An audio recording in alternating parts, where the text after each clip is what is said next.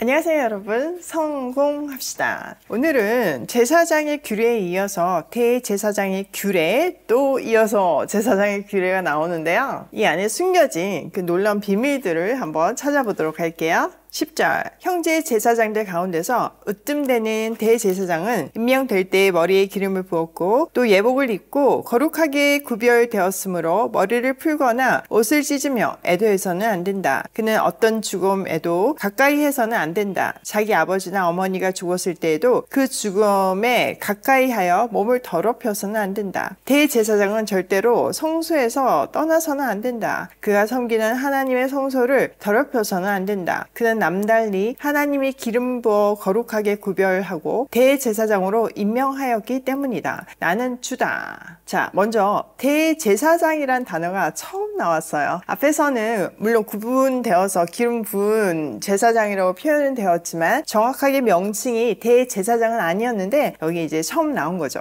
자, 먼저 대제사장의 장례에 대한 규례예요. 대제사장은 그 어떤 죽음에도 가까이 가서는 안 된대요. 자, 시체에 가까이 갈 수 없는 이유는 죄의 삭슨 죽음이기 때문에 생명과 죽음이 공존할 수 없는 이유로 죄에서 끊어졌다는 의미로 이제 가까이 갈 수 없는 거죠. 자, 앞에서 제사장들은 죽음에 가까이 갈 수 없었지만요, 예배의 규정이 있었어요. 가까운 가족의 죽음의 경우에는 갈 수 있었죠. 그런데 대제사장은 자기 부모가 죽어도 그 죽음에 가까이 갈 수 없었어요.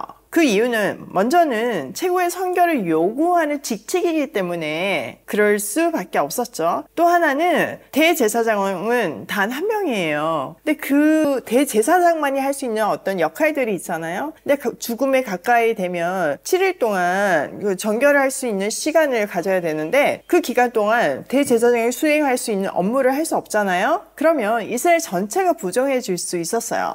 사명에는 이런 책임이 따르는 거죠. 신약에 나오는 달란트 비율을 보면요, 10달란트, 5달란트, 1달란트를 받은 종들이 있잖아요. 근데 주인이 그 종들에게 요구하는 것이 뭐예요? 얼만큼 남겼느냐, 이게 아니죠. 태도예요. 주인의 마음을 헤아리고 충성되게 사명을 감당했느냐를 보시죠. 우리도 마찬가지예요. 우리 각 사람에게 각각의 사명을 주셨어요. 누구의 사명이 크고 귀하고 이런 게 문제가 아니라는 거죠. 주신 달란트에 어떤 태도를 가지고 우리가 충성되이 섬기고 있는지, 사명을 감당하고 있는지 돌아봐야 돼요. 남들하고 비교할 거 전혀 없어요. 각자의 역할이 다를 뿐이에요. 모두 다 귀하고요. 여러분, 퍼즐을 한번 생각을 해보세요. 주인공의 얼굴을 담당하는 퍼즐도 있고 어떤 배경의 한 조각을 담당하는 작은 퍼즐도 있어요. 그런데 그 그림이 완성되려면 모든 퍼즐이 자기 역할을 감당해야 되는 거죠. 각자의 위치에 딱 그 역할을 감당할 때 그 그림이 완성되듯이 하나님의 나라는요, 어떤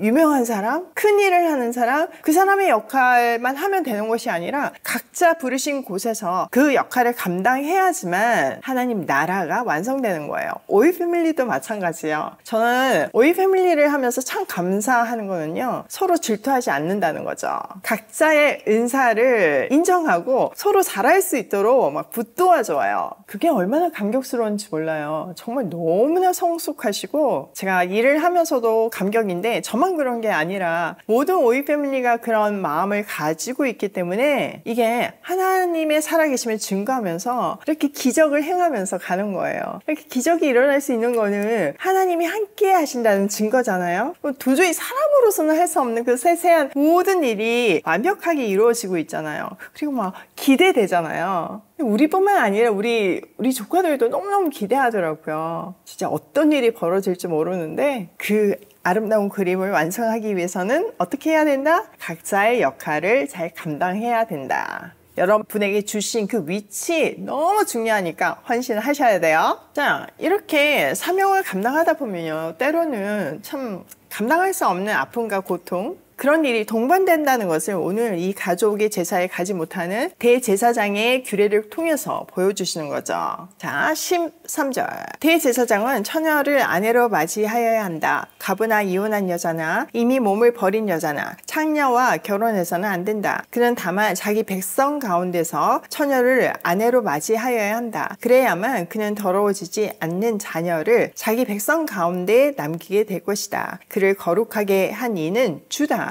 자, 대제사장의 결혼에 대한 규례예요. 대제사장은 처녀랑만 결혼할 수 있대요. 하나님 앞에서 정결해야 하는 대제사장은 아내를 맞이하는 일에서도 가장 정결한 여자를 선택해야 된다는 의미인 거죠. 또 그 자손을 위해서 그 백성 안에서 결혼을 해야 하고 하나님이 주신 그 사명을 대대로 이어가야 한다는 것을 말씀해 주고 있어요. 우리 오이 패밀리도 함께 자람이잖아요. 우리 조카들만 성장하는 것이 아니라 우리도 함께 자라잖아요. 내가 자람으로 해서 여러분 우리 가족이 달라지는 거 혹시 경험하지 못하셨나요? 전 진짜 많이 경험하거든요. 내가 성장함에 따라서 내가 우리 가족에게 대하는 태도가 달라지잖아요. 그냥 우리 가족이 달라지더라고요. 정말 우리가 하나님이 주신 사명을 감당하면 하나님은 그 모든 것을 더해 주신다는 것을 우리는 성경 곳곳에서 또 우리가 순종하는 삶에서 확인할 수 있어요. 자, 16절. 주님께서 모세에게 말씀하셨다. 너는 아론에게 이렇게 말하여라.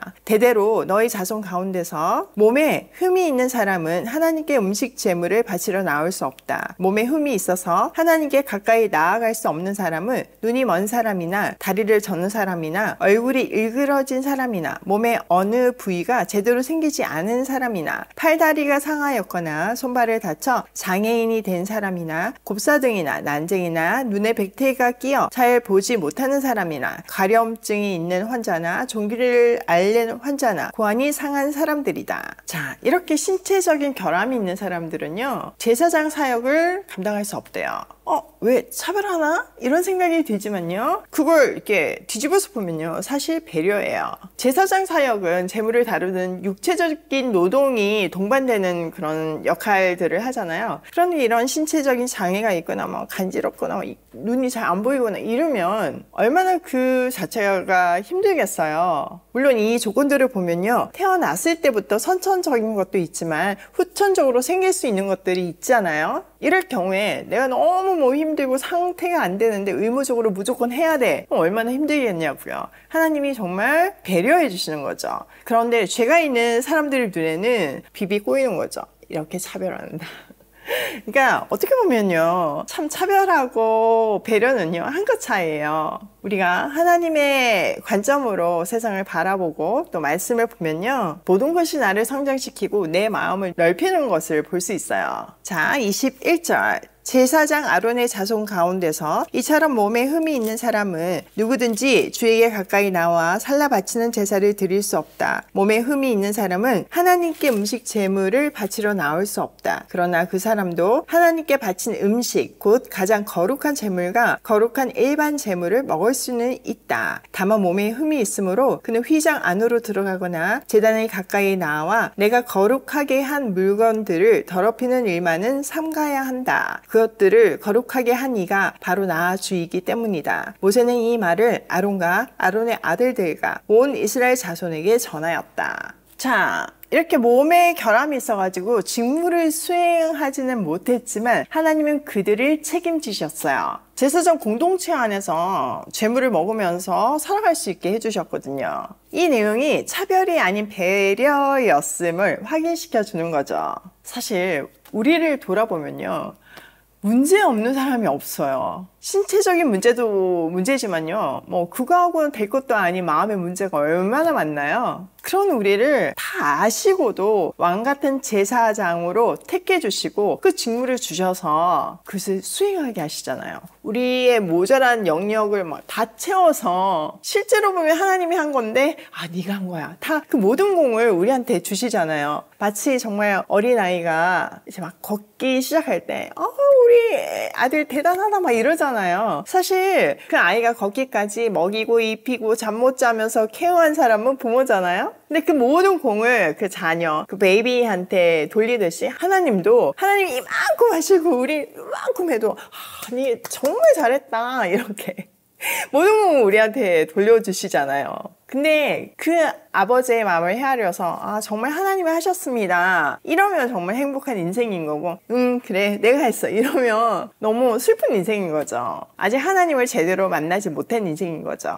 또 그나마도 우리가 그걸 못할 때가 있잖아요. 그래도 걱정하지 마세요. 하나님이 다 책임져 주세요. 하나님의 자녀의 삶을 보장해 주세요. 자, 오늘 내용을 우리 삶에 한번 적용을 해보면요. 첫 번째, 사명에는 책임이 따른다. 지금 대제사장, 부모가 죽어도 갈 수 없잖아요. 때로는 이런 아픔과 고통, 절제, 책임이 따를 수 있어요. 그런데 그거하고는 비교도 안 되는 큰 것들을 보여주시기 때문에 오늘도 내게 주신 사명을 감당할 수 있는 거죠. 두 번째, 어떤 상황 속에서도 책임지신다. 자, 제사장 역할을 수행하지 못하는 제사장들도 다 먹이시고 입히셨어요. 우리도 책임지세요. 세 번째, 누구나 결함이 있다. 결함 없는 사람 없어요. 그런데 남의 결함만 보고 아 나는 정말 바르다 이러면 바리새인이 되는 거고요. 나의 그 부족함에도 불구하고 나를 사용하시는 그 십자가의 사랑을 가슴에 새기면 우리도 타인의 결함에 넉넉해질 수 있어요. 오늘도 어떤 상황 속에서도 책임지시는 하나님 안에서 사명을 감당하는 발걸음으로 고고싱해요.